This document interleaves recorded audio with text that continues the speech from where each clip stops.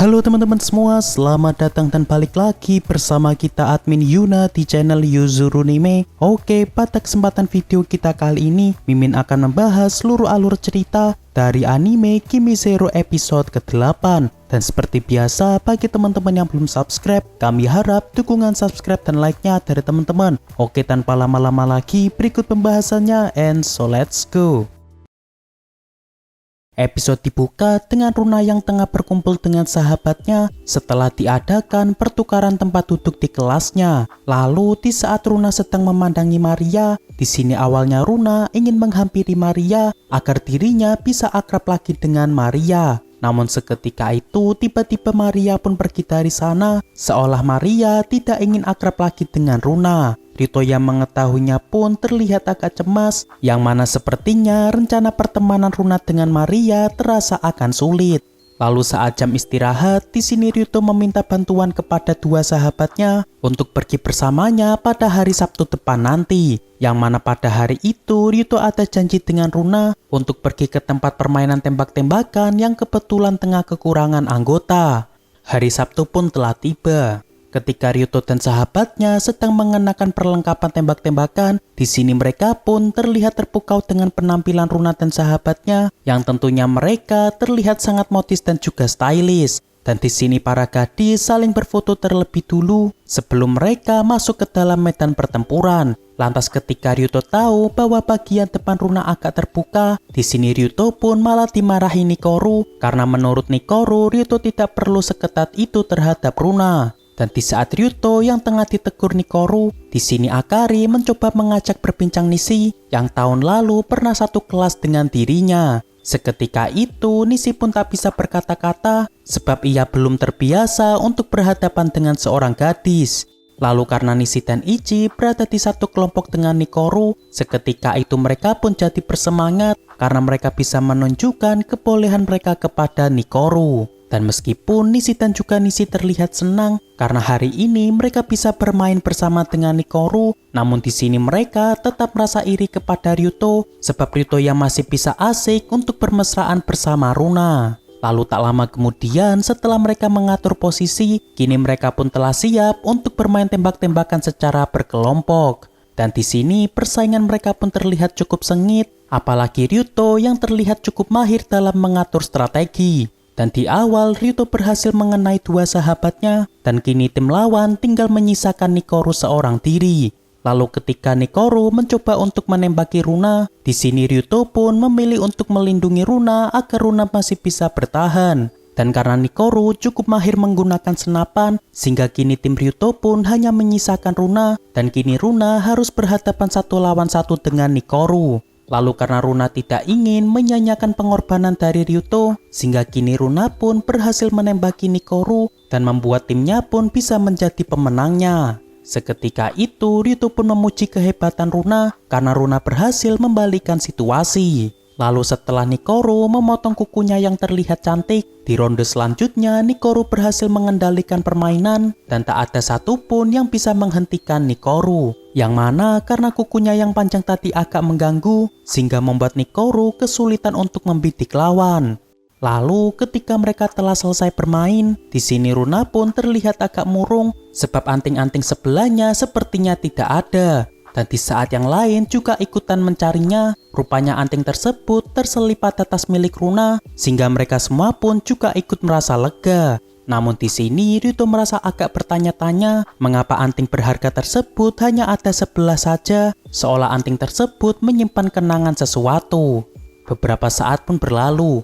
Saat ini mereka berenam pun pergi ke kafe terdekat untuk beristirahat sejenak setelah bermain tembak-tembakan tadi. Lalu ketika Ichi memulai pembicaraan, di sini Ichi malah masuk ke dunianya sendiri dan membahas permainan tembak-tembakan yang sangat ia gemari tadi. Seketika itu para gadis pun hanya bisa terdiam karena mereka tak tahu apa yang sedang dibicarakan Ichi. Namun meski begitu, di sini para gadis memaklumi hobi dari Ichi sebab mereka juga memiliki hobi masing-masing. Seperti halnya Akari yang suka dengan musik boyband dan juga Nikoru yang sangat hobi merias kuku.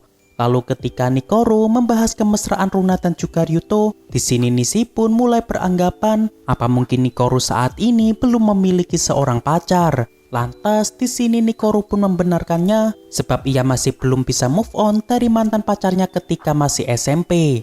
Dan karena Nikoru hanya berpacaran selama 2 minggu, di sini Nishi pun dengan entengnya mengatakan bahwa sepertinya Nikoru sampai saat ini masihlah suci. Seketika itu Nikoru pun merasa sangat kesal terhadap Nishi karena Nishi yang tiba-tiba membahas tentang hal tersebut. Selain itu, di sini Akari juga membahas laki-laki idamannya, yakni yang memiliki postur tinggi seperti boyband. Dan karena kebetulan Ichi memiliki postur yang cukup tinggi, sehingga di sini Ichi pun spontan merasa cukup senang karena tinggi badannya yang dipuji oleh Akari. Lalu tak lama setelah itu, ketika yang lain telah kembali pulang, di sini Ryuto dan Runa pun pergi kencan di sebuah taman bermain karena kebetulan mereka juga sedang tidak ada kegiatan. Lalu ketika mereka sedang naik biang lala, di sini Ryuto merasa ingin berkisu dengan Runa karena dirasa momen ini sangatlah cocok untuk saling berkisu. Dan tak disangka di sini tiba-tiba Runa membahas tentang kisu yang mana mengingatkan Runa dengan komik yang pernah ia baca yang kebetulan MC-nya sedang berkisu dengan pacarnya di biang lala. Oleh sebab itu di sini Runa meminta kepada Ryuto untuk melakukan kisu bersamanya di sini. Dan kebetulan Ryuto juga sedang ingin melakukannya, sehingga saat ini mereka pun melakukan kisu untuk yang kedua kalinya. Dan setelah itu Runa meminta Ryuto untuk mengelus kepalanya karena ia ingin dimanja oleh pacar tercintanya tersebut. Hari pun semakin sore. Ketika pulang, di sini Ryuto membahas tentang perayaan 3 bulan mereka yang sepertinya akan tiba sebentar lagi. Namun tak disangka di sini Runa pun mengatakan bahwa mereka berdua tidak perlu merayakannya lagi sebab dengan bersama Ryuto saja sudah membuat Runa merasa sangat senang. Hal ini dikarenakan yang terpenting bukanlah perayaannya, melainkan kebersamaan mereka yang akan berlangsung selamanya. Seketika itu Ryuto pun merasa sangat senang karena ia bisa memiliki pacar idaman seperti Runa. 1 minggu pun berlalu. Saat ini kita diperlihatkan Ryuto yang sedang serius mengikuti kursus sebab ia sudah bertekad untuk membahagiakan Runa dengan ia yang akan bersungguh-sungguh menggapai cita-citanya. Dan bahkan ketika Runa ingin mengajak Ryuto pergi jalan-jalan, di sini Ryuto memilih untuk menolaknya jika bertepatan dengan jadwal kursusnya. Dan untungnya di sini Runa bisa memahami keinginan Ryuto sehingga membuat Ryuto pun tidak merasa terbebani. Lalu tak lama setelah itu, ketika Ryuto sedang sibuk mencatat beberapa materi, tiba-tiba ia dikejutkan dengan kedatangan Maria yang ternyata kini juga ikut kursus di sana bersama 2 temannya. Dan karena Ryuto tak ingin ketahuan Maria, sehingga kini Ryuto pun mencoba bersembunyi di bawah meja. Namun karena saat ini Maria malah hendak menuju ke tempat duduk Ryuto, seketika itu Ryuto pun mencoba menyelinap di bawah meja dan perlahan merangkak menuju ke pintu keluar. Lalu ketika Ryuto berhasil keluar, tiba-tiba ada salah satu peserta yang menyapa Ryuto, namun dengan menyebut Ryuto dengan nama Yamada. Lalu ketika Ryuto dan juga pria itu berada di kafe, di sini pria itu pun memperkenalkan dirinya dengan nama Sekiya. Sekiya sendiri kini sedang mengikuti program lulusan SMA sebelum dirinya masuk ke perguruan tinggi. Dan ternyata alasan tadi Sekiya memanggil Ryuto dengan nama Yamada sebab ia ingin membantu Ryuto mengalihkan perhatian karena yang dilakukan Ryuto tadi terlihat agak mencolok. Dan karena Sekiya telah rela membantu Ryuto, sehingga kini Ryuto pun menceritakan tentang hubungannya dengan Maria sebab Sekiya terlihat cukup penasaran dengan masalah Ryuto.